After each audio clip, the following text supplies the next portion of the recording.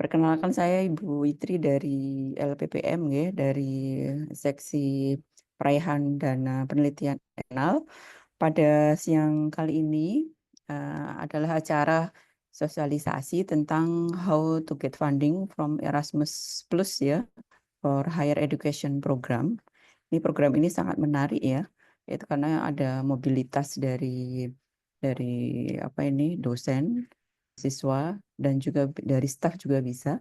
Dan juga ada kayak perbaikan kurikulum ya, bisa join riset juga bisa ya. Dan pembicara yaitu pembicara pertama nanti adalah Prof. Ari Probandari dari Fakultas Kedokteran dan pembicara kedua yaitu Prof. Rowan ya dari FEB. Kemudian untuk agenda acaranya ya, susunan acaranya yang pertama nanti adalah pembukaan, kemudian nyanyikan lagu Indonesia Raya dan sambutan dari pimpinan LPPM yang akan disampaikan oleh Ketua LPPM yaitu Prof. Ayu. Kemudian nanti pengenalan narasumber, pemaparan materi. Yang pertama adalah dari Prof. Ari dan kedua dari Prof. Irwan. Masing-masing yaitu dilanjut dengan tanya jawab. Gitu. Untuk menyingkat acara, marilah kita buka acara ini dengan bacaan basmalah bersama. Semoga lancar nanti ya. Bismillahirrahmanirrahim. Kemudian agenda kedua yaitu menyanyikan lagu Indonesia Raya. Mas Adit, medianya.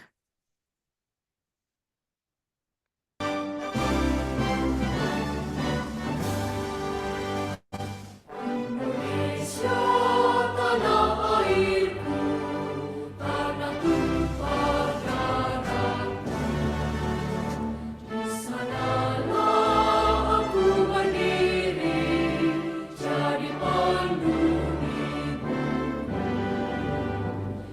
Indonesia kebangsaanku, bangsa dan tanah airku.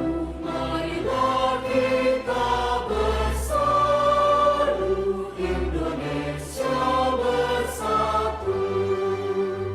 Hiduplah tanahku, hiduplah negeriku, bangsaku, rakyatku semuanya. Bangunlah jiwanya, bangunlah badannya untuk Indonesia Raya. Indonesia Raya, merdeka, merdeka, tanahku, negeriku yang kucinta.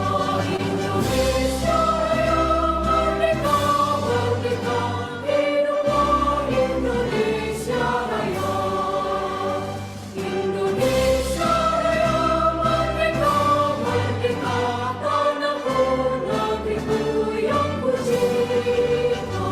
Indonesia Raya, merdeka, merdeka, hiduplah Indonesia Raya.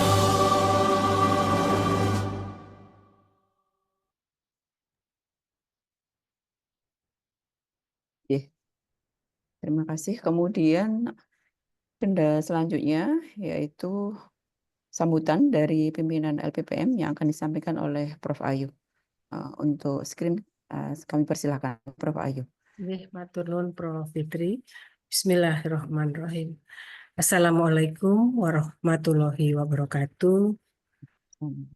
Dan salam sejahtera untuk kita semuanya yang sama-sama kita hormati, para narasumber yang sudah hadir bersama kita. Assalamualaikum, Prof. Ari Natalia Probandari, Dr. MPH PhD. Matur nuwun, Prof. Yang juga beliau adalah anggota MWA dan guru besar dari Fakultas Kedokteran.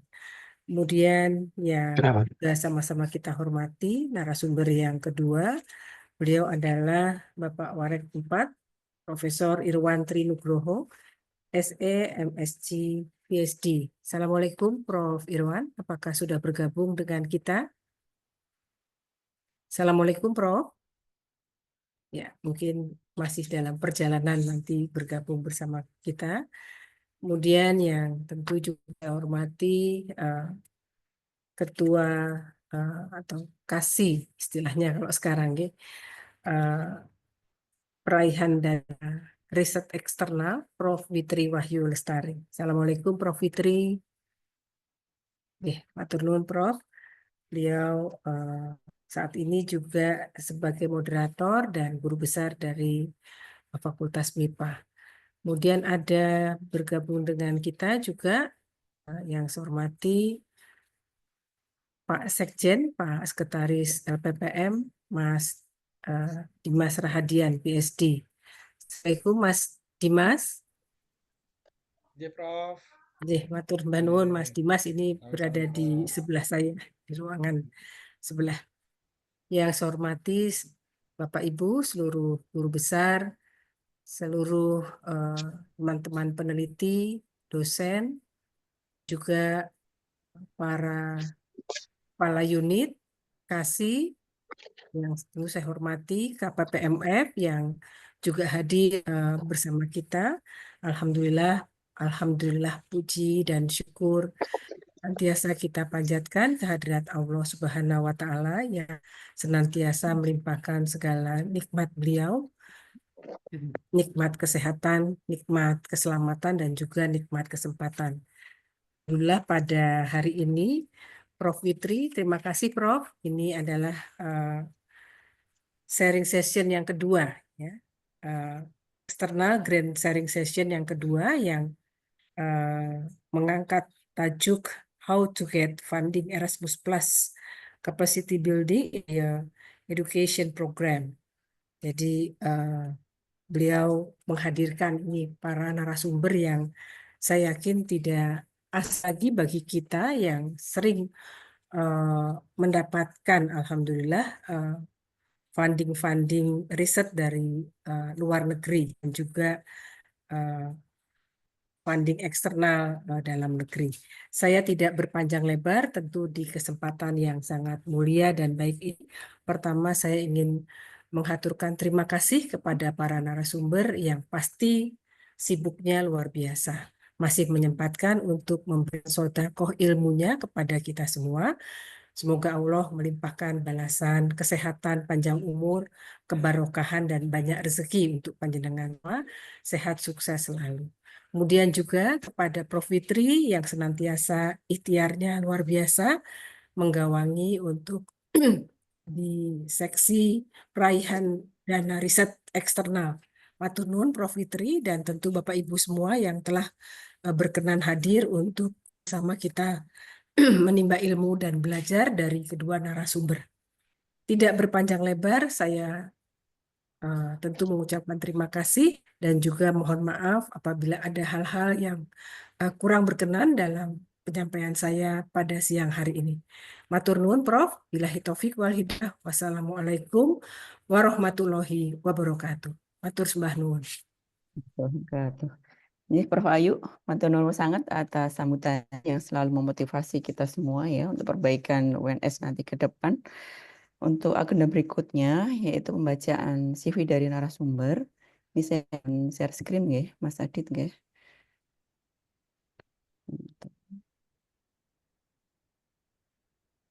Untuk yang pertama yaitu dari CV dari Prof. Ari Probandari ya. Sudah kelihatan ya.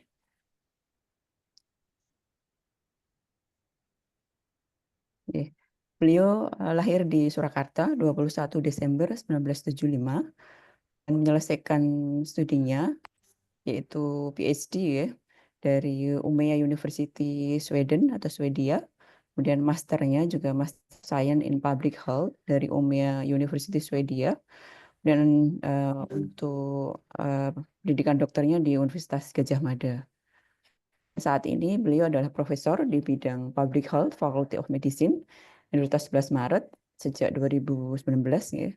Kemudian sebagai anggota MWA juga dan juga ketua senat akademik di Fakultas Kedokteran. Luar biasa ya beliau ini ya. Kemudian untuk riset project ya. Beliau sekali mendapat riset project dari luar negeri ya, salah satunya. Ini ada berapa listnya banyak banget ini ya. Ada sekitar 23 research project dengan luar negeri. Ini beberapa di antaranya ya, saya bacakan beberapa. Yang terbaru ini dari X-ray ya, TB dari Development of Artificial Intelligence for X-ray based tuberculosis screening in remote areas of Indonesia ya, yang didapat oleh Koneksi Green Australia ya, tahun 2024 sampai 2025 sebagai co-investigator.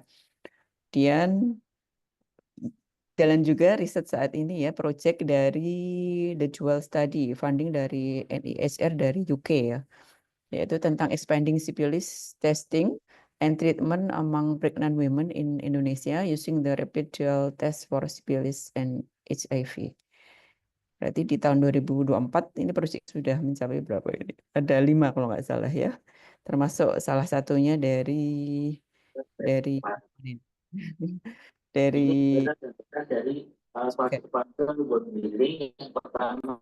kemudian selain itu beliau mendapatkan pendanaan dari Erasmus ya, kerjasama antara UGM, kemudian UMY, dan dari Spanyol kalau nggak salah ya. Nanti kita akan mendengarkan cerita beliau gitu. Oh ini nih tentang proyek capacity buildingnya ya, yaitu tahun 2020 sampai 2023 dan juga 2024 ini dari pendanaan dari European Commission ya, tentang di sini health information and technology for improved health education in Southeast Asia itu. Kemudian tentang kegiatan beliau ya, juga meliputi sangat hal. Sini misalnya sebagai member of Global Scientific Panel and on Tuberculosis and Antimicrobial Resistance tahun 2024. Juga pimpinan dari konsultan for the writing of annual report of primary health care in Indonesia tahun 2022 dari Kementerian Kesehatan Republik Indonesia. Dan ini masih banyak sekali aktivitas beliau. Salah satunya juga pernah menjadi ini ya, expert member of Task Force for Asset COVID-19 Control Surakarta tahun 2020 sampai sekarang. Itu. Untuk pengabdian ya, beliau juga punya banyak sekali penelitian dan publikasinya. Pernah menulis 10 book chapter atau artikelnya sekitar 66 artikel di jurnal bereputasi. Itu untuk pengenalan pembicara pertama ya. Selanjutnya saya persilahkan untuk Prof. Ari untuk menyampaikan materinya atau tentang pengalaman beliau, tips agar diterima proyek Erasmus Plus ini. Silakan Prof. Ari. Ya, terima kasih Prof. Ari. Yang kami hormati Prof. Ayu, Prof. Fitri, Pak Dimas, semua teman-teman, Civitas Akademika UNS. Assalamualaikum warahmatullahi wabarakatuh. Salam damai sejahtera untuk kita.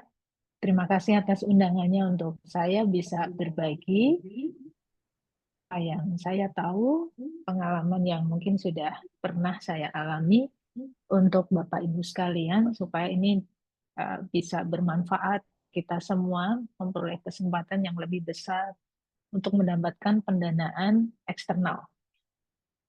Jadi ketika Prof. Fitri menghubungi saya terkait dengan sharing pengalaman ini, sebenarnya saya kemudian menjadi ini ya, refleksikan ya, sebetulnya apa sih hal-hal yang selama ini mungkin menjadi faktor-faktor yang positif sehingga kemudian kita bisa memperoleh funding eksternal terutama dari Erasmus Plus Capacity Building in Higher Education Program. Jadi semoga ini nanti bisa bermanfaat untuk kita semua. Jadi ada 2 proyek yang akan saya sharingkan. Yang pertama adalah proyek dari Erasmus Plus Capacity Building in Higher Education Program yang diterima waktu itu dalam kurun waktu 2019 sampai 2023. Namanya Proyek HITIHE. Proyek ITIHE ini sebetulnya hanya 3 tahun, tapi karena pandemi COVID, dia kemudian mengalami pemanjangan masa proyeknya. Tapi syukur di tahun 2023 kita bisa menyelesaikan dengan baik. Kemudian yang kedua, ini yang baru saja kita terima, Discern DSS Project. Kita sudah menerima, sudah ada grant agreement antara UNS dengan European Commission, dan ini akan start di Januari 2025 sampai tahun 2027. Jadi pengalaman yang saya alami mungkin akan saya sarikan dalam, saya sebut 5 rules, 5 prinsip sebenarnya untuk mungkin tips gitu ya bagaimana kita mendapatkan Erasmus Plus Capacity Building in Higher Education Program grant ini. Yang pertama sebetulnya ini sama seperti grant yang lain, yaitu langkah pertama adalah tahu betul grant ini tentang apa, yang diinginkan, ya, project yang seperti apa. Jadi ini yang saya sebut dengan learn the call, ya, karena tanpa kita pelajari dulu dengan detail, mungkin kita tidak pas nanti membuat proposal. Jadi tentu kalau kita ingin memenangkan ya kompetisi grant kompetitif ini, tentu proposal kita harus besar pada hal yang memang diinginkan oleh pemberi dana. Jadi ini yang tips yang pertama adalah learn the call. Nah, Bapak Ibu semuanya, kalau kita mau mempelajari lebih detail, saya kira kita bisa masuk di website ini. Ini yang linknya saya taruh di sebelah atas. Tadi Prof. Witri juga sudah share materi ini ke Ibu dan Bapak. Monggo nanti bisa dicermati bersama-sama. Nah, di dalam call ini dituliskan bahwa di Erasmus Plus Capacity Building in Higher Education Program ini merupakan capacity building project. Jadi bungkus besarnya bukan riset, tetapi sebetulnya untuk peningkatan kapasitas. Tetapi seperti yang disampaikan oleh Prof. Witri tadi, di dalamnya kegiatannya kita bisa sisipkan berbagai kegiatan, termasuk riset pun juga bisa, tetapi bukan menjadi komponen yang besar gitu. Tetapi kita sangat menyisipkan beberapa kegiatan-kegiatan riset di dalam capacity building project ini. Kemudian ini ya, jadi ada kunci yang kita harus cermati bersama. Jadi ini adalah project capacity building. Satu. Yang kedua adalah ini ada kunci transnational cooperation. Berarti artinya harus ada konsorsium yang dibentuk di dalam proposal ini sebagai pengaju proposalnya yang sifatnya transnasional. Jadi harus kolaborasi antar negara. Nah, ini juga ada aturannya bahwa institusi tersebut itu harus higher education institution, ya. Jadi perguruan tinggi universitas dari negara yang merupakan anggota EU dengan negara yang eligible untuk program ini, termasuk Indonesia. Atau juga negara yang lain yang dia sebenarnya tidak ada skema Erasmus, tapi asalkan ada universitas atau institusi pendidikan tinggi dari negara EU plus dengan negara lain, ya, ini sudah bisa gitu masuk di dalam capacity building projects ini. Jadi pembentukan konsorsium menjadi syarat yang harus ya, dilakukan untuk Erasmus Plus Capacity Building in Higher Education Program grant ini. Yang kedua, ini yang beberapa kata kunci ya, saya kira yang kemudian harus mengilhami proposal yang kita tulis. Ini saya berikan beberapa bold ya di kata kunci ini. Jadi dituliskan di dalam call bahwa program ini merupakan program capacity building yang tujuannya ada 5. Yang pertama ada kata memodernkan, menginternasionalisasikan, meningkatkan akses. Nah ini yang mungkin kita pegang ya, memodernkan, menginternasionalisasikan, dan meningkatkan akses. Yang kedua adalah bahwa nanti yang kegiatan-kegiatan dilakukan itu, kalau ini kata yang kedua adalah address the challenges, itu berarti kegiatannya harus merupakan kegiatan yang memberikan solusi bagi tantangan-tantangan di dalam kita melakukan kegiatan-kegiatan di institusi perguruan tinggi. Ya, dan sifatnya kalau bisa sistemik gitu ininya kegiatan. Sistemik itu artinya tidak hanya satu sisi, tapi beberapa sisi. Nanti saya contohkan dari 2 proyek tadi. Yang ketiga adalah meningkatkan kerjasama dengan EU. Ya. Yang keempat adalah ini ya, converge with EU development. Jadi kita kayaknya harus melihat juga arah pengembangan EU di higher education itu kemananya kita harus ngerti. Nah, ini yang kemudian ditangkap di dalam proposal kita dan kemudian dipikirkan bagaimana itu bisa kemudian juga diimplementasikan di negara-negara yang lain tadi, yang bukan merupakan anggota dari European Union. Yang kelima, kalau ini normatif ya, saya kira ya, intercultural awareness, understanding. Tapi ini nanti aplikasinya adalah bagaimana tata kerja di dalam konsorsium. Jadi poin yang kelima ini sebetulnya mengarah kepada yang sifat equality in decision making. Ya, jadi pengambilan keputusannya, pembagian kerjaan dan dalam konsorsium itu harus kelihatan bahwa tidak ada yang dominan, institusi yang dominan dan saling membantu. Ini sebetulnya poin yang terakhir ini ke arah itu. Bapak Ibu sekalian, kemudian juga ada beberapa poin di dalam call ya, di mana dianjurkan bahwa kegiatan yang di sini disebut sebagai actions, kegiatan-kegiatannya itu atau ini ya, satu tentu meningkatkan kualitas pendidikan tinggi jelas ya. Tetapi juga ini penekanannya ada alignment with labor market needs. Ya, ini jadi harus kelihatan gitu bahwa kegiatan-kegiatannya ini sebenarnya merespon dari kebutuhan-kebutuhan terhadap kompetensi, ya, kompetensi yang ada yang dibutuhkan. Ya. Kemudian yang kedua adalah meningkatkan untuk memperbaiki skill. Jadi dari kegiatan-kegiatan itu mengarah pada skill, keterampilan-keterampilan tertentu. Kemudian yang berikutnya ada juga poin tentang memperkuat kapasitas manajemen, tata kelola, dan inovasi serta internasionalisasi. Ini yang penting gitu. Dan lalu ada lagi membangun kapasitas di tingkat nasional. Nah, ini yang biasanya mungkin merupakan sebetulnya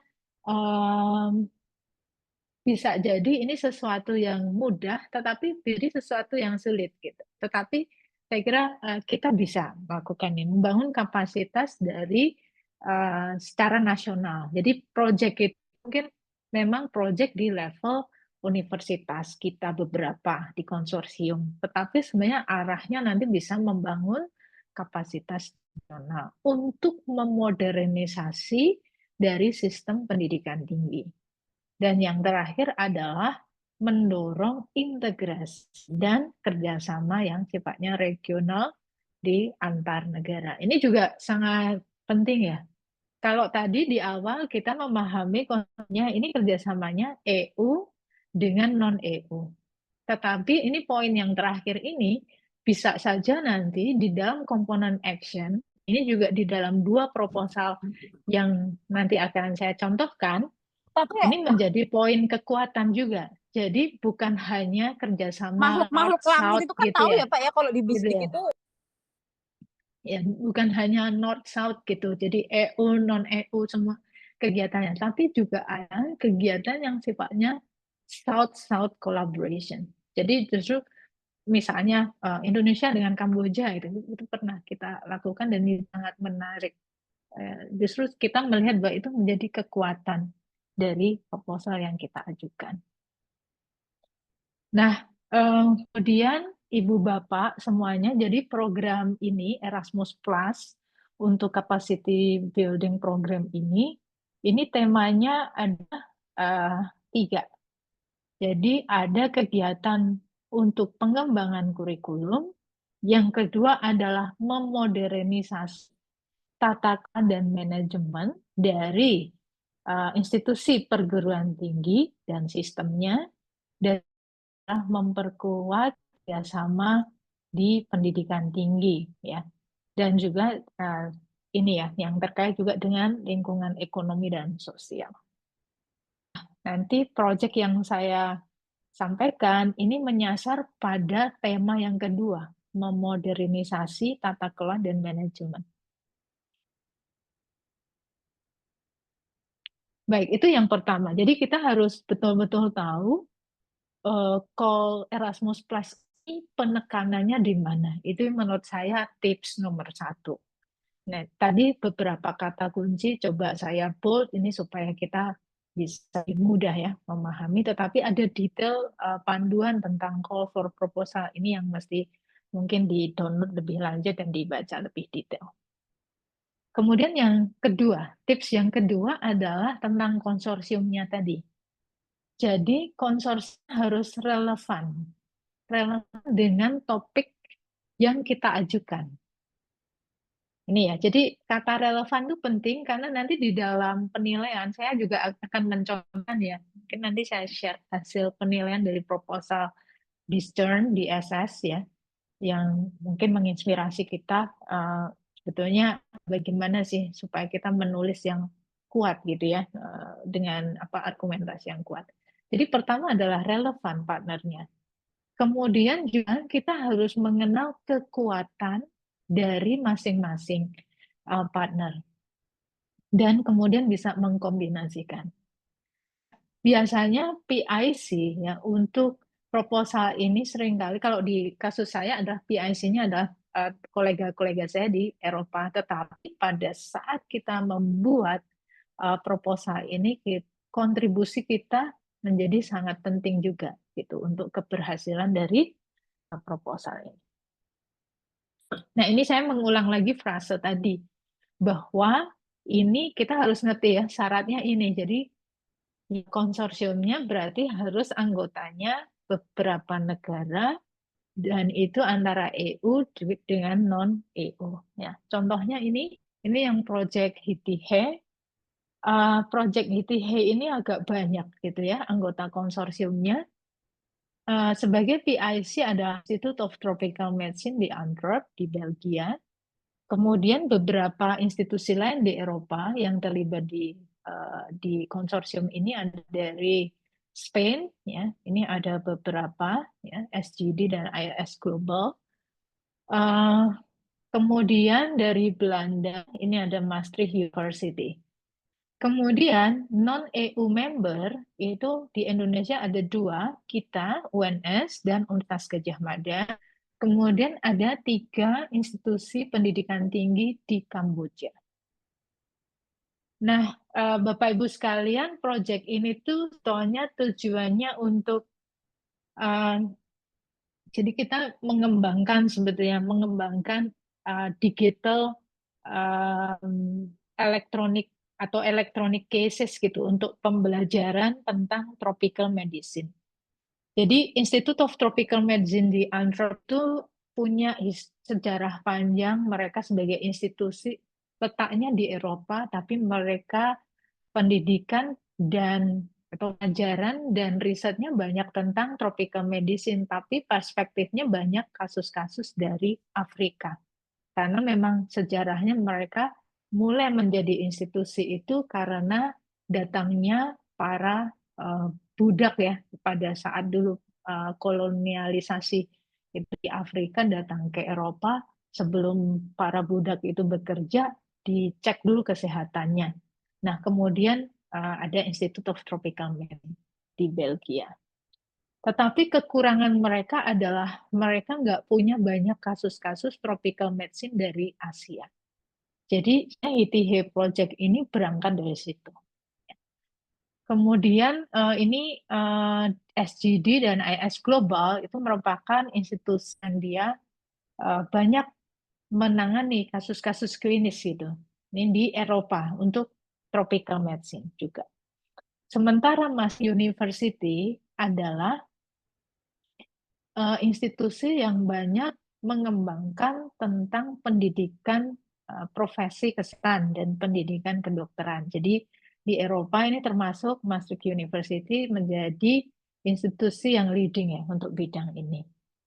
Nah, sementara di kita juga misalnya UGM, UNS itu kita termasuk fakultas kedokteran, punya fakultas kedokteran yang cukup bagus reputasinya. Kemudian di Kamboja juga sama ada fakultas kedokteran, tapi juga yang menarik Institute of Technology. Jadi ini teman-teman di Kamboja ini nggak semuanya orang kesehatan, tapi ada yang dari engineering.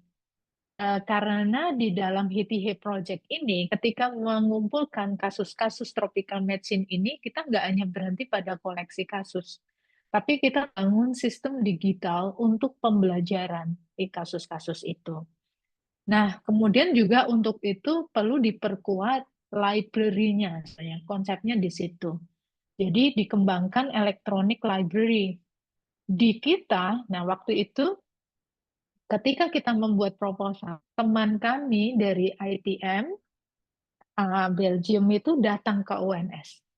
Jadi ketika ngobrol itu, kemudian kita berkunjung ke perpustakaan UNS, mereka bilang gini, ini kekuatan kalian loh, perpustakaan ini. Mereka melihat bahwa perpustakaan UNS itu, dia bisa nantinya memberi sharing pengalaman atau bahkan meningkatkan kapasitas dari para librarian di Kamboja karena situasinya sebenarnya Kamboja dan kita lebih bagus, lebih maju dari sisi pengembangan manajemen kepustakaan itu di kita.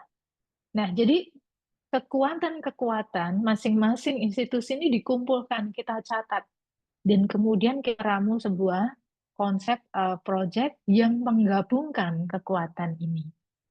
Gitu. Kemudian ini Project Discern, DSS, ini tentang digital soft skill. Jadi ini sesuatu yang mungkin kalau di Indonesia juga belum banyak ya mendiskusikan digital soft skill, terutama untuk medical and health professional education. Sementara kalau di Eropa, mereka sudah punya standar kompetensi untuk medical education di aspek digital soft skill. Nah, ini yang kemudian kamu ya menjadi satu project decision ini, digitally enhanced scenario based learning for digital soft skill. Nah, untuk PIC-nya adalah teman-teman kami di AUT ini Aristotelio University di Yunani. Kemudian ada Karolinska Institute ini dari Swedia. Mereka banyak mengembangkan course tentang health information. Jadi dari sisi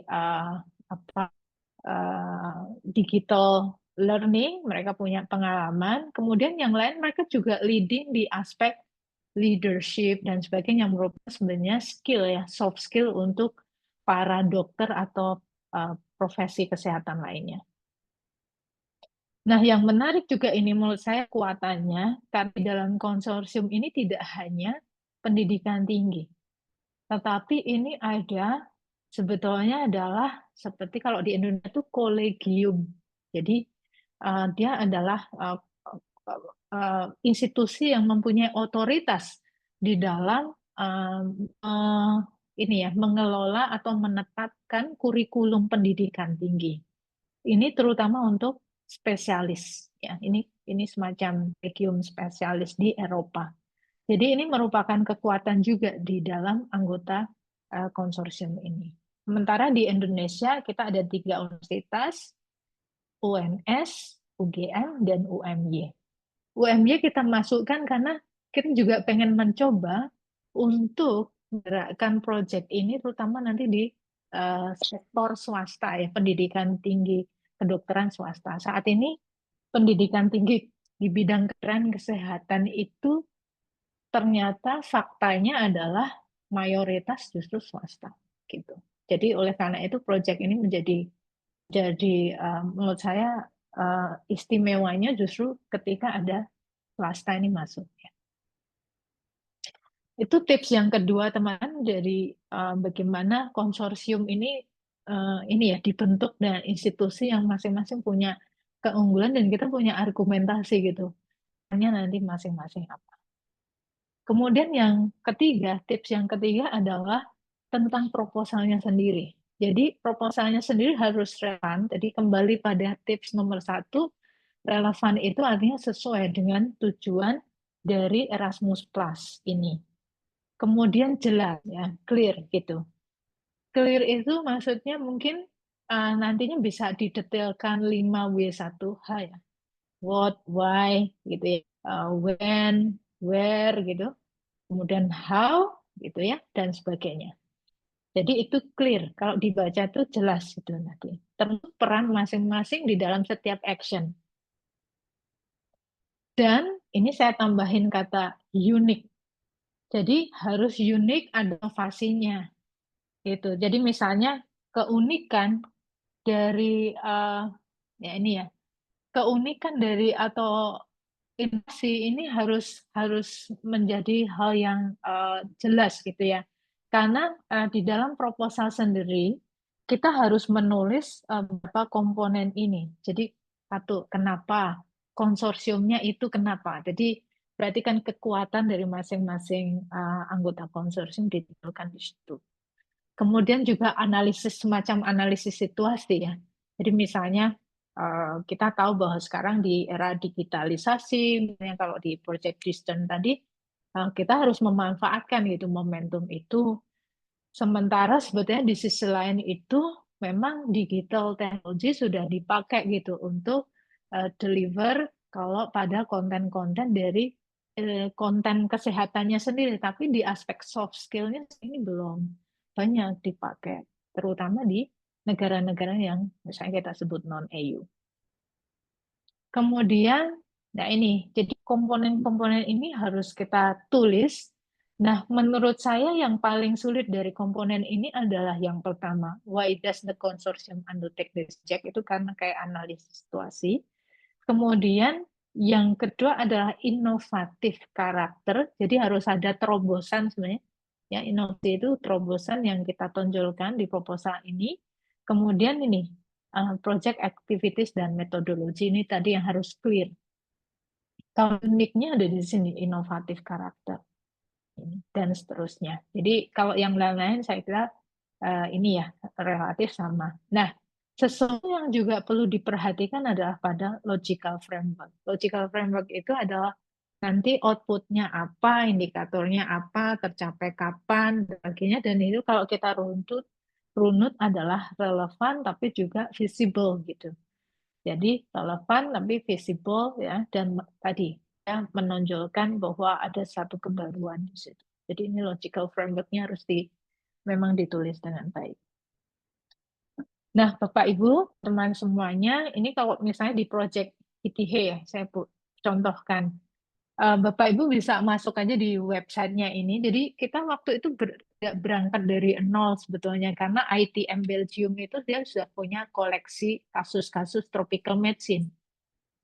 Mereka sebut sebagai, mereka kayak bikin buku gitu, kompilasi sama ini kasus-kasus yang mereka tangani itu dikompilasi di dalam modul yang namanya Wiki Tropika. Nah, lalu ada ide di mana ini Wiki Tropika bagaimana bisa diperluas. Karena selama ini sebetulnya kita bisa belajar kasus tropical medicine ini, tapi yang bagus itu biasanya harus berlangganan, ya, berbayar. Jadi nggak ada yang open access. Nah, yang menarik di sini, ya, yang menjadi kekuatan dari Project HITIH ini adalah bahwa ada inovasi di mana modul ini mau bisa ditambahkan dengan kasus-kasus yang lebih beragam dari perspektif negara-negara yang berbeda. Tadi setidaknya dari Kamboja dan dari Indonesia gitu. Yang kita tentu punya banyak kasus-kasus untuk kedokteran tropis. Nah, ini yang menarik adalah kemudian kita membuat suatu tools ya, instrumen-instrumen yang bisa dipakai untuk pembelajaran. Pembelajarannya bisa untuk mahasiswa kedokteran, mahasiswa dokter spesialis, atau dokter yang dia bekerja jauh gitu ya, sehingga mungkin menemui kasus-kasus langka yang selama ini jarang dia temukan pada saat di pendidikan, bisa merujuk pada laman ini. Jadi ini ada e-cases, ada Kabisa, ada Panorama. Ini tools-tools yang membuat kita belajar membuat keputusan ya, diagnosis nih pengobatannya apa dan sebagainya. Nah, tetapi untuk membangun seperti ini tentu orang-orang yang dosen seperti saya, dosen saja ya, hanya menguasai konten saja nggak cukup. Kita butuh yang kita sebut sebagai staff teknopedagogikal. Jadi kalau di kita ya sebenarnya staff kependidikan, tapi dia di training khusus ya. Bisa memang staf kependidikan yang membantu di dalam proses pendidikan gitu, proses learning. Itu yang kita sebut teknopedagogikal. Jadi bangun e-casesnya, bangun ya ini kan kita memerlukan teknologi juga gitu bisa sampai sini. Kemudian yang lain adalah head librarians. Jadi kita juga harus memperkuat referensi-referensi yang bisa dipakai untuk pembelajaran. Nah, maka ini butuh librarians. Maka ini yang menjadi keunikan sebetulnya dari Project HITIHE, karena memang keinginannya membangun suatu konten yang sifatnya tropical medicine cases, tapi yang diperkuat nggak hanya dosennya, nggak hanya dokter pengajarnya, tapi juga techno-pedagogical staff dan health librarians. Ini, jadi kita bisa melihat bahwa yang dibangun itu sistemnya, gitu, nggak hanya di konten pembelajarannya saja. Nah, jadi ini ada 3 macam kemudian HITIHE itu cita-citanya. Ya, satu, peningkatan kapasitas staf teknopedagogikal, health librarians, kemudian ada juga kita bisa membuka open access pada sumber-sumber yang scientific tadi. Gitu. Jadi ini kalau di UN waktu itu ada Bu Riah ya, yang sekarang kepala UPT Perpustakaan, itu beliau dilatih khusus menjadi health librarians waktu itu oleh Maastricht University misalnya, ada workshop khusus untuk itu, dan Bu Riah juga mengajari librarian di Kamboja untuk bisa membuat modul-modul yang untuk librarian juga. Nah, produknya juga ada di dalam website. Sekarang kita guru juga untuk pembelajaran di Fakultas Kedokteran. Nah, untuk distance project ini baru akan mulai di Januari, tapi kita sudah grant agreement, sudah persiapan tentang digital soft skill. Jadi ini kita akan membangun beberapa kegiatan ya bersama partner kita di Distance Project Consortium. Jadi ini secara umum ada 3. Juga kalau kita lihat ini 3 tujuan. Satu adalah bagaimana memperbaiki penggunaan teknologi digital ya ini. Kemudian yang kedua adalah bagaimana kita bisa meningkatkan ya kapasitas pendidikan tinggi tentang skill, tentang ini soft skill ya, terutama skill di sini itu adalah soft skill digital. Jadi disingkat menjadi DS, digital soft skill. Jadi kita akan perluas itu training-training digital soft skill ini yang merupakan standar di Eropa untuk negara-negara terutama di Indonesia, karena partnernya 3 institusi tadi semuanya di Indonesia. Kemudian ada yang ketiga adalah co-creative practices. Jadi ini yang menjadi pesan kunci bahwa kita membuat skenario pembelajaran terkait digital soft skill ini bareng-bareng gitu. Maksudnya kreatif itu adalah selalu bareng-bareng antar institusi. Nah, ini tadi sudah saya kenalkan dan institusinya untuk Discern. Nah, jadi kalau kita lihat juga ini keunikannya, kebaruannya adalah pada digital soft skill. Ya, jelas ini inovasinya di sini, di Indonesia ini belum pernah didiskusikan tentang digital soft skill. Nah, kemudian kekuatan lain adalah ini kita nggak hanya berhenti untuk 3 universitas, tapi di dalam kegiatan itu ada usaha untuk mendorong ini sampai kepada fungsi di tingkat nasional. Jadi kita akan melibatkan kementerian juga gitu. Kementerian Kesehatan, Kementerian Pendidikan Tinggi ya di dalam proyek ini. Kemudian tips yang keempat adalah kalau kita udah ngerti ya panduannya seperti apa ya ini aja ditulis sesuai dengan panduan gitu. Sesuai dengan panduan. Nah, di sini ada kriteria-kriteria penilaian mirip kalau kita bikin kurang akreditasi kan ada kriterianya. Ini sama di panduan itu kita bisa lihat sebenarnya penilaian masing-masing komponen apa.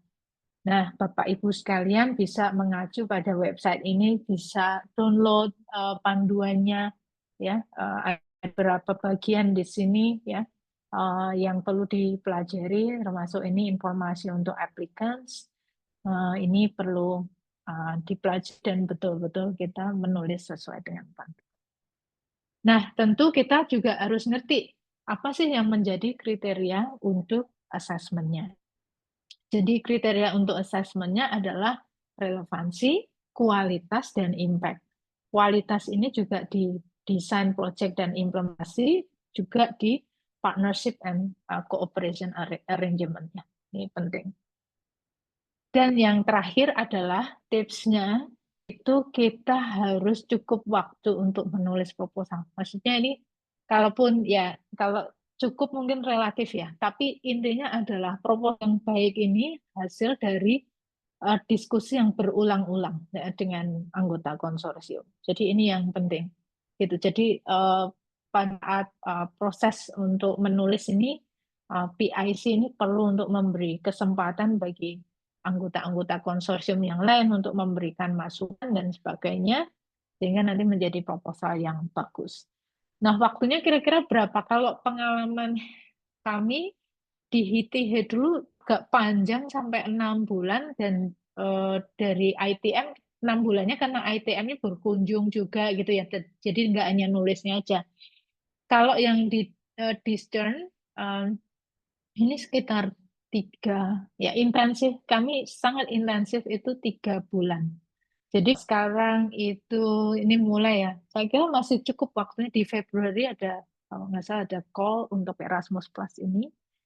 Nah ini ya bagaimana proses kami diskusi ya, seringkali ya perbedaan waktu dan sebagainya harus kita atasi gitu ya, nggak apa-apa gitu, kita seringkali diskusi menjelang malam di sini, di Eropa masih pagi ya dan sebagainya, dan ini sejak awal kita diskusikan secara intens. Nah, mungkin yang terakhir saya ingin membagikan sedikit share aja ya tentang hasil, mungkin hasil penilaian ini menjadi bisa jadi ini berguna supaya kita ngerti sih sebetulnya yang akan dicari dari proposal Erasmus Plus ini. Ini saya share dari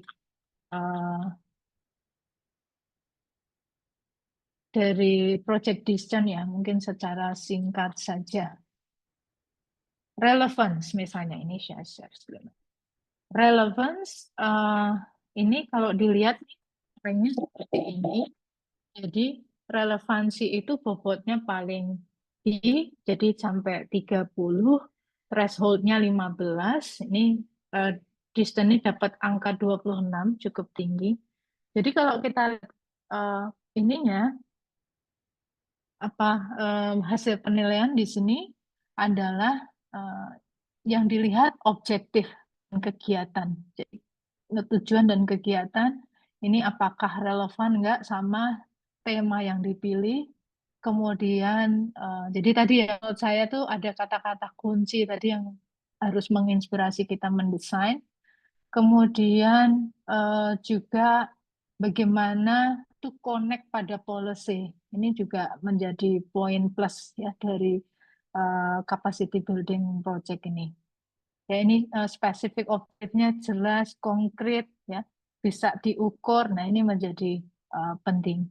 Kemudian juga link ke EU policy. Jadi tidak hanya kenal policy di negara non EU, tapi juga untuk EU policy. Jadi dengan adanya Kolegium Medical Specialist di Eropa yang ikut join pada konsorsium ini menjadi kekuatan ya untuk meningkatkan relevansi. Yang kedua adalah untuk kualitas project design dan implementation. Jadi ini juga kita lihat koherensi, ya bilang koherensi antara tujuan, metodologi, perencanaan dan budget allocation. Jadi dilihat betul. Saya kira ini sama ya dengan grant-grant yang lain.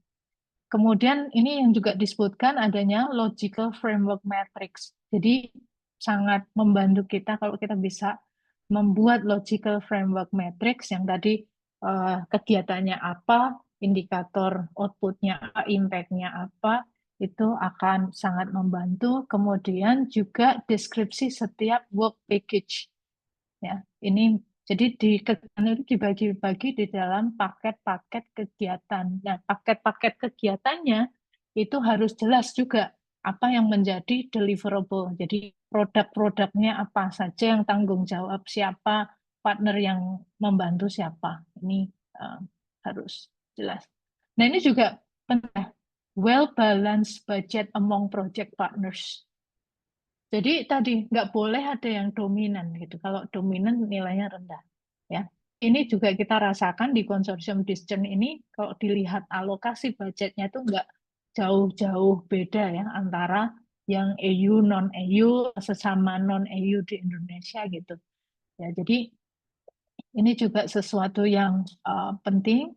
Kemudian ada participatory design of digital content creation, ini juga menjadi kekuatan karena kerjasama tadi menjadi poin penting. Jadi kita harus bisa menekan interaksi antar partner tadi di dalam kegiatan-kegiatan. Kemudian yang lain quality partnership dan cooperation arrangement. Nah, ini juga terlihat tadi tentang di sini tadi ya partnership dan policy maker menjadi penting. Kemudian juga distribution of task and responsibility ini yang pentingnya. Jadi satu deliverable itu ada penanggung jawabnya tapi dikeroyok orang lain gitu. Jadi misalnya saat ini UNS itu memegang sebagai PIC work package yang pertama kali harus running dari Januari Juli 2025. Kita PIC tetapi dikeroyok dengan juga peran dari partner yang lain. Kemudian yang terakhir adalah impact. Impact ini bobotnya 20 ya. Thresholdnya 10, ini dapat 14 skornya. Jadi mungkin impact ini memang sesuatu yang paling sulit sebetulnya, tetapi ini lumayan lah, udah lumayan. Jadi di sini karena impact-nya itu harus mengarah pada pengembangan pendidikan kedokteran kesehatan ya, terutama di bagaimana di soft skill ini bisa diintegrasikan ya, di dalam pembelajaran di institusi pendidikan tinggi.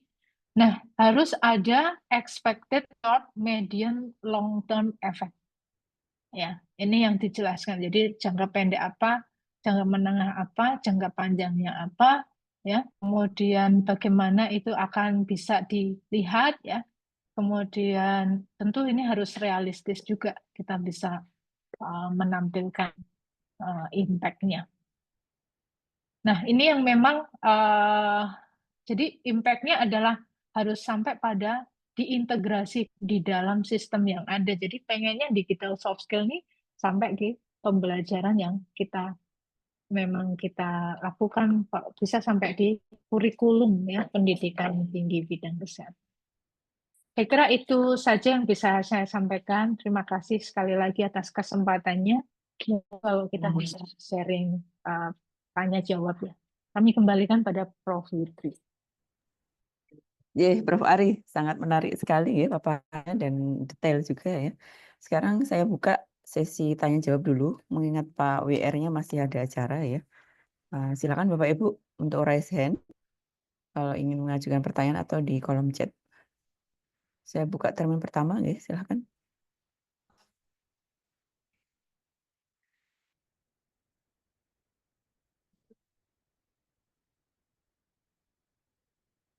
Mungkin saya awali dari pertanyaan yang ringan, nggih. Untuk mendapatkan partner itu, ya, bagaimana tips dari Prof. Ari sebelumnya? Apakah dulu teman kuliah waktu di Swedia misalnya, ketemu waktu conference, ya, atau dari paper-paper komunikasi paper yang kita tulis misalnya? Gimana, Prof? Tipsnya? Iya, terima kasih Putri.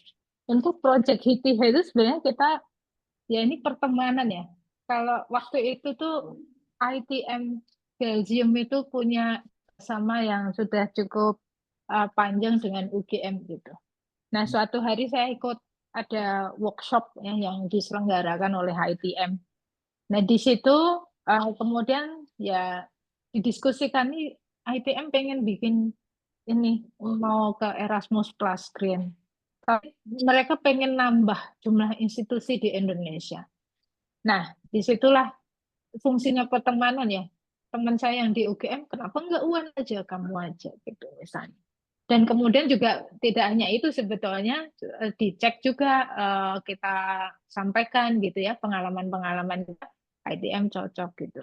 Nah, kemudian kalau untuk distance itu sebetulnya mungkin secara nggak langsung karena kita sudah pernah dapat Erasmus Plus yang sebelumnya di HITH, ini menjadi partner yang cukup dilirik gitu. Nah, waktu itu Karolinska Institute ini ada supervisor, ada teman kita yang di UGM, Mas Dimas itu, dia lagi PhD di Karolinska, minta ada partner tambahan dari Indonesia. Nah, kemudian UNS itu menjadi punya daya tawar yang tinggi karena pernah dapat untuk Grand Erasmus Plus gitu, Prof. Terima kasih. Oh, iya, terima kasih.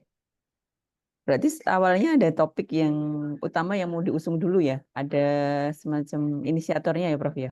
Kemudian buat Iya, kelompok. betul. Iya, Gitu. betul. Iya. Silakan Bapak Ibu, saya buka. Mungkin Pak Ubedillah, Prof Ubedillah ada pertanyaan. Saya lihat ada namanya. Izin masuk Prof. Fitri. Oke, silakan. Ya, izin Prof. Ini kamera laptop saya agak bermasalah, jadi mohon izin untuk off cam.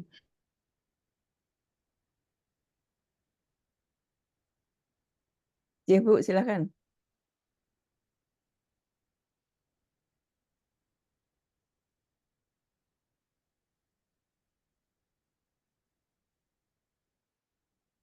Oh, masih di mute ya, Pak, belum terdengar suaranya. Suaranya nggak terdengar. Suaranya belum terdengar, Bu.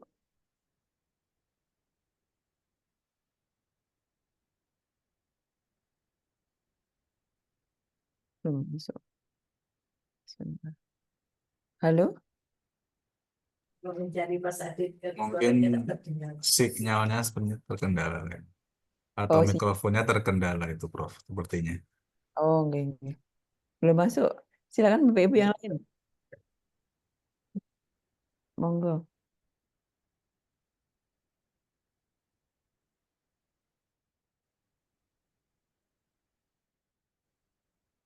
Untuk mobilitasnya selama ini yang pernah dilakukan oleh Prof Ari dan tim itu bagaimana, Prof? Ngaturnya itu gimana? Banyak orang misalnya. Iya, iya. Jadi untuk kita sendiri mungkin perlu ada tim ya. Biasanya pada saat proposal development itu saya jawil sekitar 2 atau 3 gitu, 2 atau 3 teman gitu ya, yang bisa bareng-bareng nanti mengkonkretkan ya ide-idenya gitu. Kemudian kalau untuk mobility itu memang tadi bagian dari hal yang dinilai. Jadi mobilitasnya itu nanti bergantian di dalam konsorsium ini. Jadi ada banyak kegiatan, kalau di HITIH tadi kegiatan yang dilakukan di Kamboja, ada yang di Eropa, ada yang di Indonesia. Nah, seperti di Discern juga demikian. Jadi ada kegiatan-kegiatan yang dilakukan di Eropa dan di Indonesia. Nah, tentu ini kemudian kita atur ya. Kita atur jadi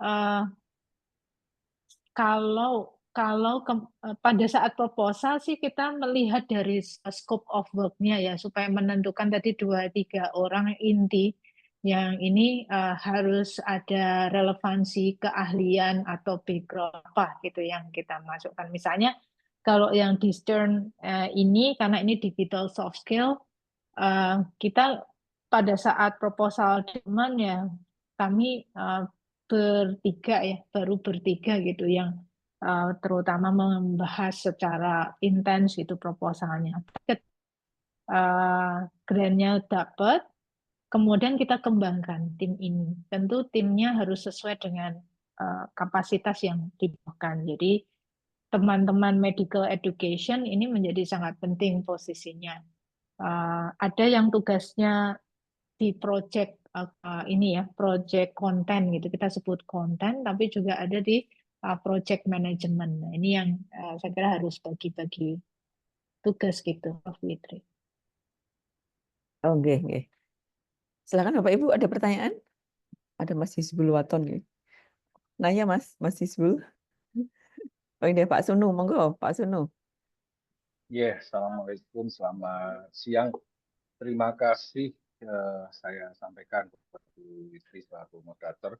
Salam kenal Bu Ari, saya Sunu dari Teknik Kimia UNS. Nah, menarik sekali tadi dana yang Ibu peroleh dari riset ini dari berbagai pihak ya, dan jumlahnya cukup besar ya. Pertanyaan saya ringkas saja, bagaimana mekanisme pencairan dana-dana tersebut melalui UNS? Selama ini kalau kami dapat dana hibah penelitian dari luar, ini ada yang namanya dipotong institution fee oleh UNS sekian persen ini. Nah, apakah sama untuk kasus Bu Ari tadi? Dan apa kegunaan institution fee itu bagi peneliti? Terima kasih. Terima kasih. Baik.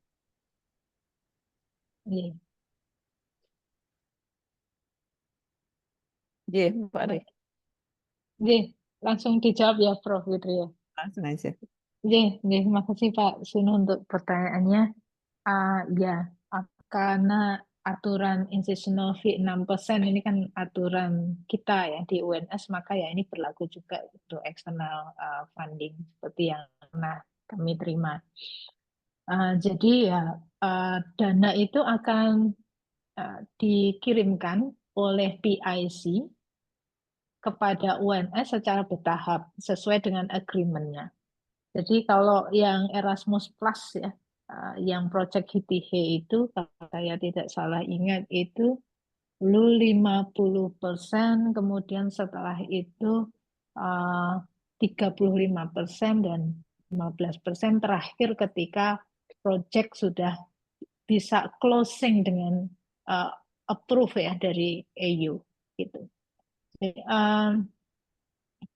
pencairannya sesuai dengan agreement. Lalu proses di UNS sendiri ada institutional fee 6% yang memang harus dibayarkan.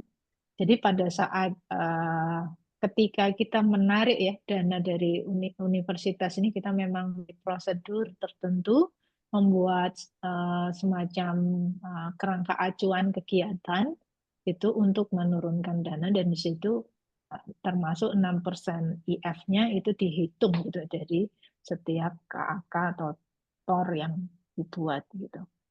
Nah, gunanya apa? Sebetulnya kita kalau bagi peneliti sih harapannya itu kan menjadi dana yang kemudian bisa juga mensupport dari kegiatan-kegiatan penelitian gitu ya. Pengembangan-pengembangan manajemen penelitian di universitas sih gitu. Itu sih harapannya itu gitu, dukungan. Tentu kita sebagai peneliti ingin ada dukungan-dukungan di institusi. Saya kira juga ini menjadi tanggung jawab kita ya, supaya kita bareng-bareng bisa mengembangkan saya sebut research environment ya, di lingkungan riset yang bagus gitu. Semoga demikian. Semoga membantu ya Pak Sunu jawabannya. Saya masih belum pas jawabannya. Karena ini, kalau itu kerjasama yang bukan penelitian, misalnya kebetulan saya juga punya banyak kerjasama dengan industri kimia ya, dengan sekian persen dipotong, memang masuk akal karena ini pekerjaan yang memang menuntut keahlian kita. Tapi intinya untuk riset. Nah, untuk riset ini kan juga harus jelas ya peruntukannya untuk apa. Kalau memang tadi untuk dari industri, kebetulan saya juga dapat tadi, dari industri memang pantaslah kita mencarikan revenue generate dari industri untuk UNS. Tetapi untuk riset, semestinya harus jelas juga. Saya mohon Bapak Ibu sekalian, para pemangku kebijakan, sebenarnya 6% ini gunanya untuk apa? Dan pertanggungjawabannya seperti apa? Nah, ini yang ingin saya tanyakan. Dan apakah besarnya memang harus 6%? Apakah untuk riset yang misalnya 100 juta dan 1 miliar juga tetap 6%? Lantas kembali ke seperti apa? Nah, ini terus terang saya katakan, karena kebetulan saya pernah mendapatkan dana yang sekian, ya tidak banyak. Tetapi ketika di 6% kan, itu saya langsung dipotong. Padahal dari pemberi dana hanya mensyaratkan 5%. Gimana ini jadinya? Yang 1% saya harus mempertanggungjawabkan seperti apa ini? Nah, ini kan susah sekali Bapak Ibu sekalian. Nah, ini yang saya perlu jelas paparkan di sini supaya kita semua clear, kita semua jelas, enak dalam bekerja. Terima kasih. Ya, saya kira ada hal yang memang nggak bisa saya jawab ya, Prof. Fitri ya. Tapi kalau untuk yang project Erasmus Plus ini ketika membuat proposal, kita sudah sampaikan ke pada konsorsium bahwa di UNS ada aturan tentang incisional fee 6%. Jadi itu kita sampaikan.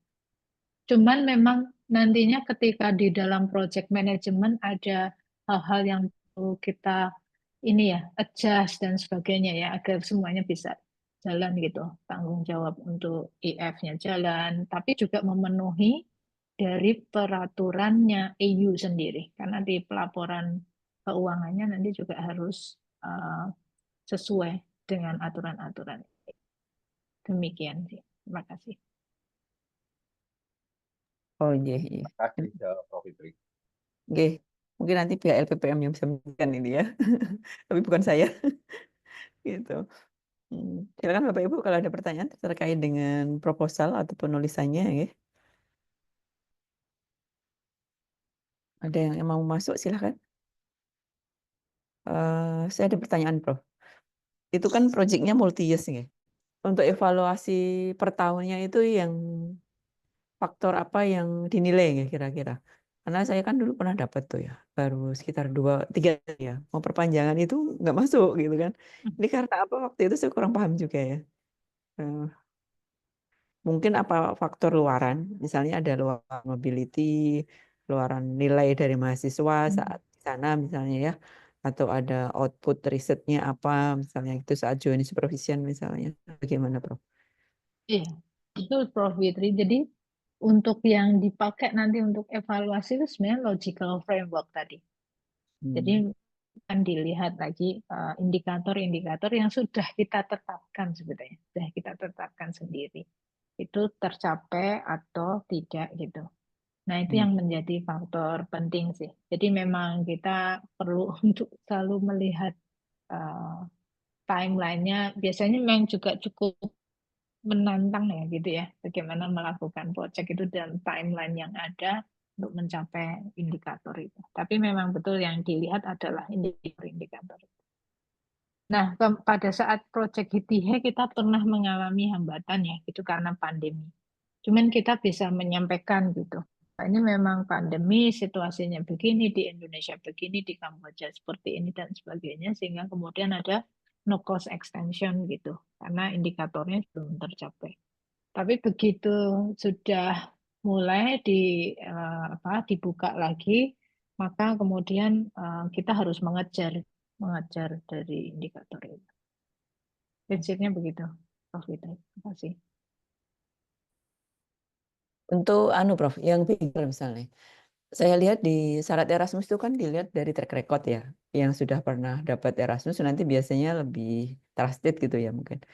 Terus untuk yang beginner bagaimana Prof? Yang belum pernah misalnya. Itu tipsnya berapa? Iya, saya kira dulu pun juga waktu saya project HITIHE itu pertama kalinya juga ya. Tipsnya adalah ini saya belajar sebetulnya justru tersadar gitu bahwa NS itu punya banyak sebetulnya punya banyak kekuatan. Kadang-kadang untuk yang beginners itu yang jadi adalah kita nggak sadar sebenarnya kita punya kekuatan. Jadi pertama mungkin nggak usah merasa bahwa saya belum pernah gitu. Justru karena belum pernah aja gitu, nyoba gitu. Nah, yang itu. Kemudian yang kedua adalah kita harus mengidentifikasi kekuatan kita sebagai institusi. Ini yang kemudian bisa dijabarkan secara baik. Nah, ini justru yang mengingatkan saya ya waktu itu adalah teman kami yang dari ITM Belgium ketika mereka datang ke UNS kita ya perpustakaan biasa aja gitu. Tapi ternyata dia bilang enggak ini ada kekuatan justru UNS ini kekuatannya ada pada kalau dalam proyek HITIHI adalah bagaimana bisa melakukan jadi tidak hanya dilakukan capacity building oleh EU tapi bisa melakukan capacity building juga pada partner yang lain. Ini yang kayaknya tips itu mungkin yang menjadi kunci gitu. Kita harus cari kekuatan kita, terus itu digabungkan dengan kekuatan dari institusi yang lain di konsorsium. Jadi tipsnya itu Prof. Witri, kalau ada yang ngajak itu disambut aja. Iya, iya, iya. Iya, banyak Terima teman ya kasih. intinya. Jangan Iya, minderan. iya. Ya, silakan Bapak Ibu. Saya terus yang nanya malam ini. Prof. Fitri, saya izin bertanya. Oh iya, silakan. Oke, Prof. Ari, terima kasih atas materi yang sudah disampaikan tadi. Kalau ini saya tadi sebenarnya pertanyaan sudah diwakili oleh Prof. Fitri ya, untuk peneliti-peneliti pemula gitu, yang belum pernah mendapatkan pendanaan dari Erasmus.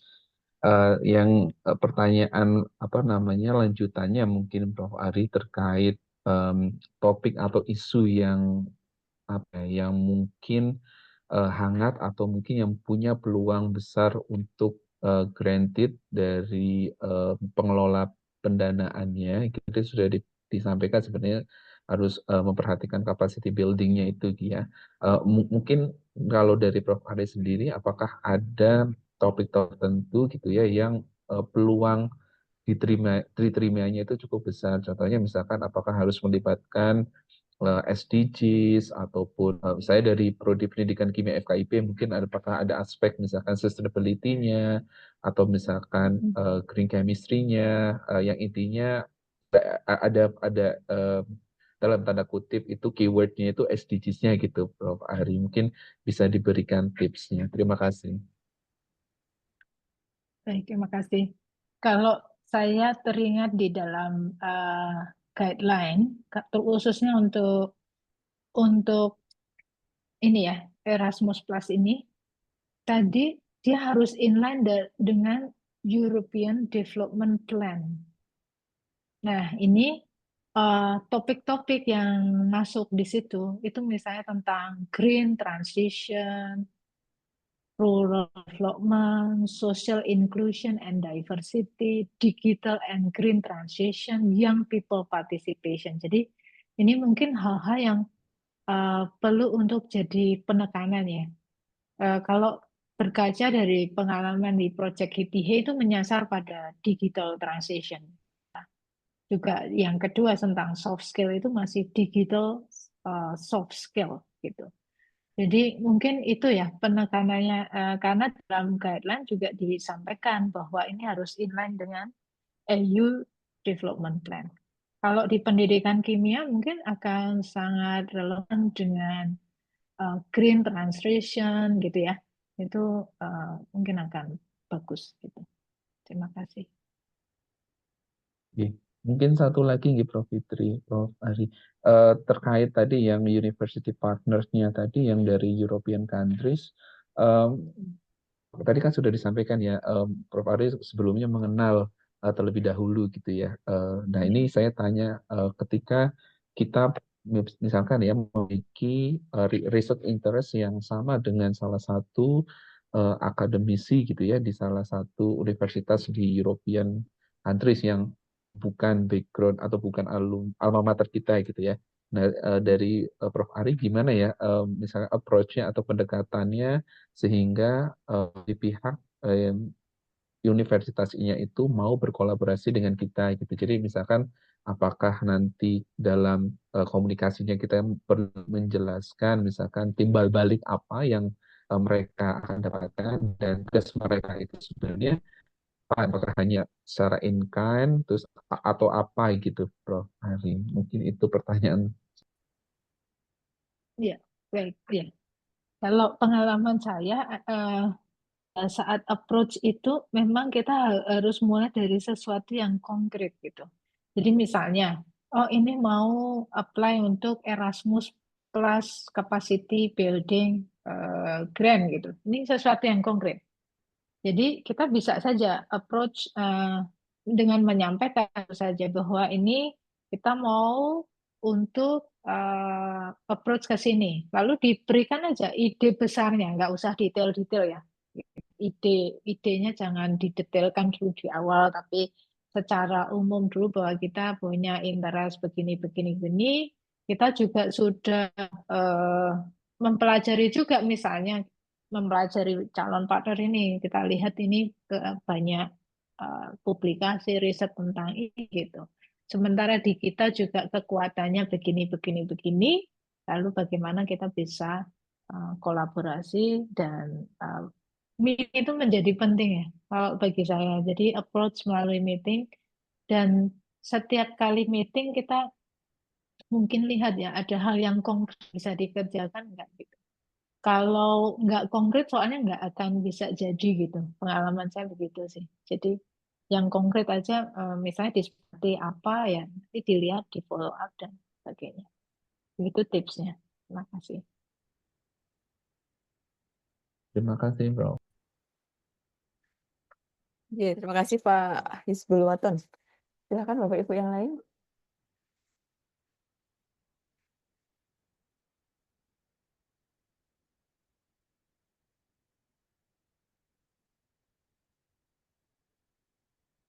Izin masuk, Prof. Monggo. Selamat siang. Siang. Saya Hasbian Rosadi dari satu biologi FMI. Jadi sebenarnya gini, Prof. Kami ini kan dari dosen baru ya, yang belum ada punya pengalaman penelitian dengan pihak luar negeri. Mungkin di dalam negeri juga tidak. Jadi begini, Prof. Sebenarnya problem saya secara pribadi mungkin juga teman-teman yang juga mungkin merasakan adalah dengan pertemanan yang tadi Prof sampaikan. Kita masih baru, artinya kalau misalnya nggak diajak begitu oleh senior begitu, kayaknya juga jaringannya juga tidak seluas yang sudah senior. Saya menyorotinya begini, kalau kemudian semuanya itu disandarkan pada pertemanan pribadi, otomatis tentu ini akan hanya kesempatan hanya berkumpul pada senior-senior yang sudah punya jaringan itu. Nah, sebenarnya saya pengen tahu sebenarnya bagaimana sih rencana dari pihak UNS sendiri sebagai institusi kemudian memberikan kesempatan-kesempatan itu kepada tidak hanya dosen-dosen tertentu atau para senior itu, tapi juga yang muda-muda ini. Harapannya kan misalnya ketika kemudian kerjasama itu dikelola secara terpusat di universitas, otomatis kan distribusinya menjadi lebih merata begitu. Ketika ada proyek atau ada kesempatan kerjasama, yang muda-muda itu juga mungkin bisa diikutkan gitu, walaupun mungkin porsinya ada, tapi kesempatan itu akan sangat membawa dampak yang sangat luar biasa. Nah, jadi ketika misalnya nanti ada kesempatan lagi dan kita secara persyaratan kita eligible, maka yang muda-muda ini juga bisa tampil juga gitu. Nah, ini sebenarnya saya mau menyampaikan ini ke Prof Irwan juga gitu. Tapi karena Prof Irwan belum datang ya mungkin bisa diberikan tanggapan juga dari LPPM. Itu saja mungkin Prof Fitri. Terima kasih. Pak Hasbian, matur nuwun. Monggo Prof Ari ditanggapi Rian. Iya, saya kira ini nanti porsinya Prof Irwan gitu ya, atau Prof Ayu juga bisa jawab. Kalau dari saya itu, kalau saya nggak usah nunggu gitu, kalau saya ya, gitu. Jadi nggak usah nunggu, tetapi kalau ada kesempatan itu dicoba.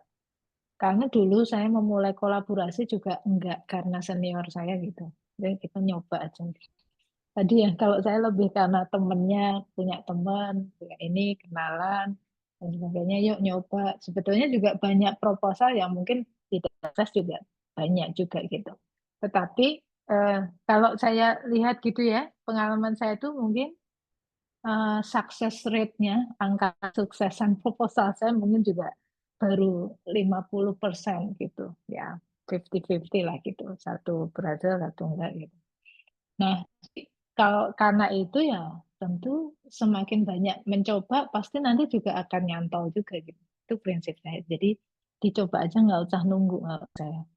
Em, eh, Cari partner, lihat kesempatan, dicoba gitu. Saya kira itu sih tipsnya. Tapi kalau hal-hal yang lain sifatnya institusi tadi saya kira masukan bagus ya buat UNS juga. Terima kasih.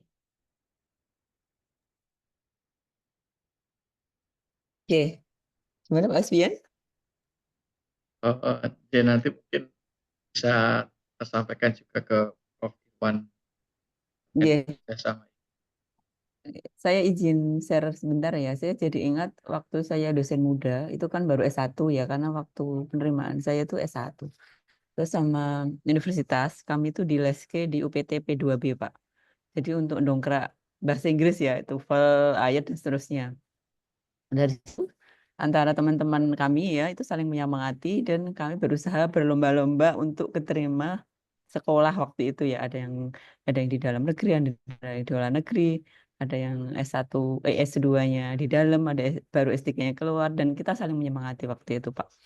Dan alhamdulillah itu waktu itu siapa ya rektornya saya kok lupa ya. Pak Rafiq itu jadi WR1 loh nggak salah. Terus dosen-dosen muda disemangati dan akhirnya beberapa itu banyak yang goal ke luar negeri dan dengan bergaul dengan dosen-dosen yang open minded itu akan membuat mindset kita akan berbeda gitu. Jadi entah sekolah dimanapun asal kita open minded, kemudian akses info yang update dan kita berusaha ya seperti yang cerita Prof Ari itu nulis proposal itu ya mesti beratus-ratus kali nggak Prof sampai akhirnya yang keterima hanya berapa itu biasa Pak ya. Itu intinya ya kita akses informasi dan perbanyak kenalan entah entah seinstitusi entah kenal di mana itu yang penting kita friendly sama orang-orang yang pernah ketemu sama kita itu tetap semangat Pak Hasbian. Oke, Prof. Matur nuwun, Prof. Silakan Bapak Ibu.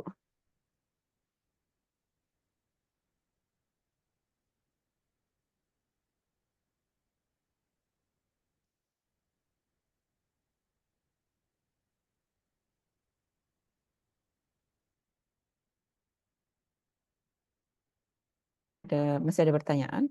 Ini Pak WR itu ada acara di Bandung. Beliau mewakili Pak Rektor ya untuk menerima award begitu intinya. Eh, tapi ya ini masih acaranya masih speech dan kemungkinan beliau itu bisa ngisi jam 15. Kalau jam 15 sepertinya terlalu lama buat kita mungkin gitu ya. Nah, materi beliau sudah kami share ya di kolom chat atau di WAG tadi ya, sudah kami share di sini. Dan sayangnya nggak ada yang bisa mewakili dari timnya, takutnya nanti kurang kurang apa ya menjiwai begitu kayaknya ya. Makanya mungkin materi kali ini hanya akan disampaikan oleh Prof. Ari, gitu karena kesibukan beliau. Ini mendadak kan baru diperintahkan Pak Rektor ya kemarin. Itu. Silakan Bapak Ibu kalau masih ada pertanyaan, ini saya buka sampai jam berapa ini? 14.30-an ya.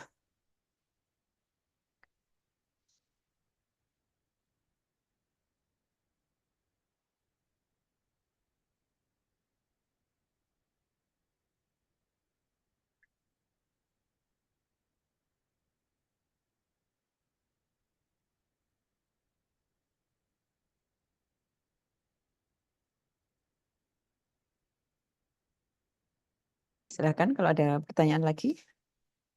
Ini sayangnya Prof Iron buatan sakit ngisi ya berarti ya.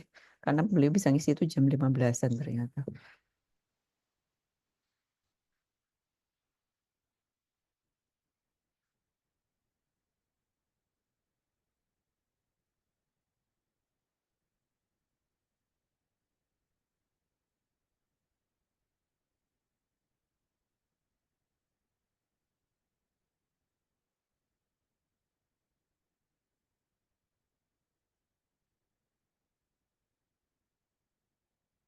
Nih, kalau nggak ada berarti gini ya. Materinya sudah saya share nih Bapak Ibu di kolom chat. Silakan untuk di-download. Yang terlambat hadir nggak bisa lihat Oh, ini ada Mas Andrian. Silakan, Mas daringnya. Andrian. Oh, up lagi. Mas Andrian nih dari psikologi. Silakan Mas. Ya, mohon maaf, saya sedang tidak buka kamera. Prof. Ari, kalau dari secara institusi, apa yang perlu disiapkan oleh UNS jika kita mau apply hibah internasional seperti ini? Karena kadang kan ada permintaan laporan keuangan 2 tahun terakhir, atau mungkin ada hal lain dari pengalaman Prof. Ari yang secara institusi dapat dibantu oleh UNS. Terima kasih, Prof. Iya, terima kasih. Untuk Grand Erasmus Plus ini kita harus masuk di dalam sistem yang ada ya untuk apply grant ini. Nah, untuk bisa terregister itu memang ada beberapa dokumen yang diminta, misalnya dulu statuta UNS gitu, itu diminta. Tapi waktu itu ketika saya apply HITIH sebelumnya sudah ada yang pernah dapat Erasmus Plus grant Prof Irwan ya. Jadi mungkin waktu itu yang Prof Irwan yang saat pertama kali ya meregister UNS di sistem. Tapi kalau sekarang sudah lebih enak karena udah diverifikasi UNS, kemudian kita tinggal masuk aja di sistem gitu. Nanti ada beberapa langkah ya yang harus dilakukan dan itu semuanya ada guideline-nya. Jadi begitu sih. Kemudian untuk hal-hal lainnya mungkin yang disiapkan kalau ini ketika kita dapat grant ya. Untuk EU itu mensyaratkan ada audit keuangan ya secara independen oleh pihak akuntan eksternal. Jadi itu yang mungkin perlu siapkan juga di dalam project management. Terima kasih. Pertanyaan lanjutan, Prof. Fitri. Nah, kalau ada persyaratan seperti itu, kita mintanya kemana ya, Prof? Apakah ke LPPM atau ke unit mana? Terima kasih.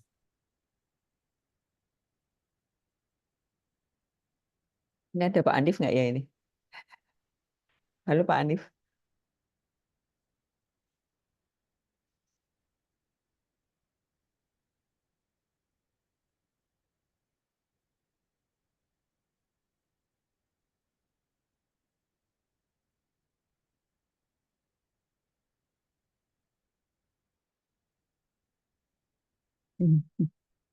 Prof. Ari, apakah ada pengalaman tentang pertanyaannya ini?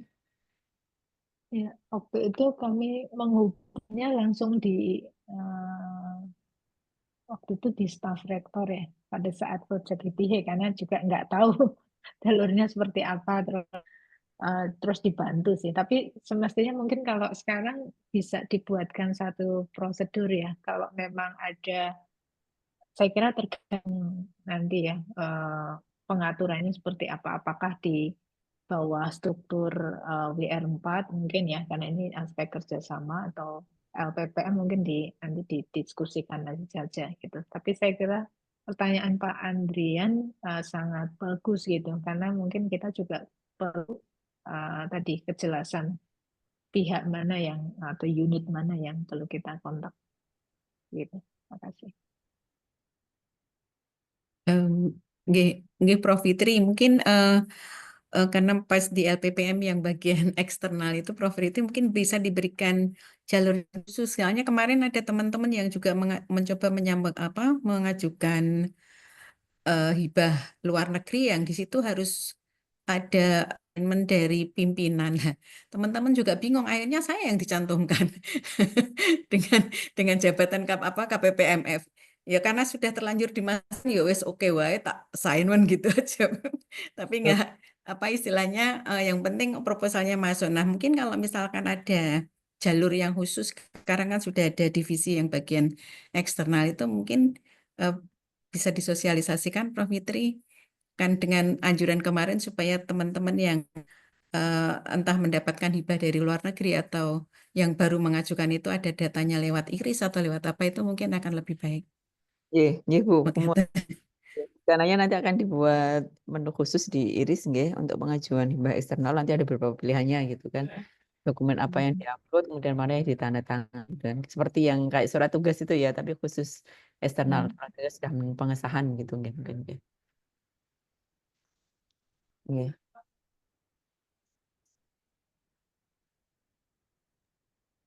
Prof. Witri, mungkin saya sedikit, tapi mohon maaf tidak bisa open cam. Terkait dengan seandainya ada kebutuhan permintaan hal yang terkait administratif, pada prinsipnya LPPM siap membantu dan memfasilitasi. Dalam artian, seandainya nanti diperlukan pengantar dari pimpinan.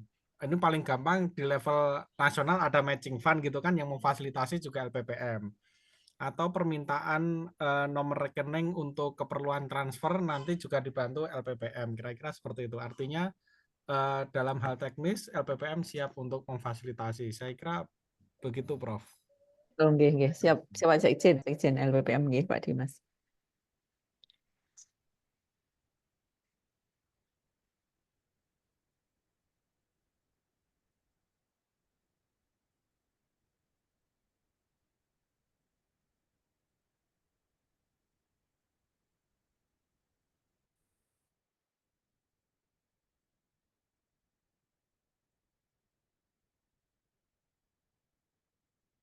Demikian Bapak Ibu. Ya, berhubung pembicara keduanya masih belum bisa ini ya, masih ada acara untuk wording.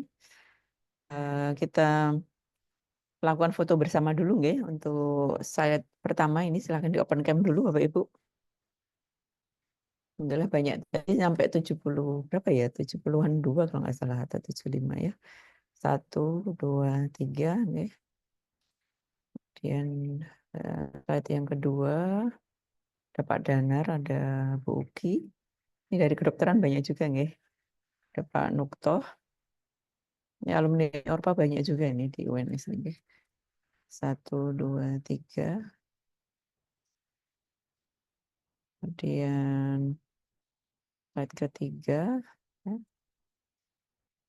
Ada Bu Hasih ya, Bu WD 1. Pak Anif ini masih off cam nih Pak Anif. Oke. Kemudian kami dari LPPM mengucapkan banyak terima kasih kepada Bapak Ibu ya, dan juga kepada pembicara yaitu Prof. Ari Natalia ya, atas ilmunya pada hari ini nggih. Ini berikut kami sampaikan sertifikat untuk Prof. Ari ya. Terima kasih sekali Prof. Nanti kalau kami coaching misalnya, rencananya nanti ada coaching Erasmus tuh sekitar bulan Januari juga ya, karena pembukaan Erasmus kan mulainya Februari ya. Nanti teman-teman mungkin bisa menyiapkan proposalnya ya, dan nanti bisa itu dicek oleh Prof. Ari dulu kira-kira kurangnya di mana, kemudian speknya bagaimana. Nanti kami akan tolong Prof. Ari maupun Prof. Irwan atau beberapa dosen yang pernah mendapatkan Erasmus gitu. Ini terima kasih sekali ya Prof. Ari. Sama-sama, Prof. Matur nuwun. Demikian Bapak Ibu, untuk sharing session insya Allah akan kami lanjutkan tahun depan.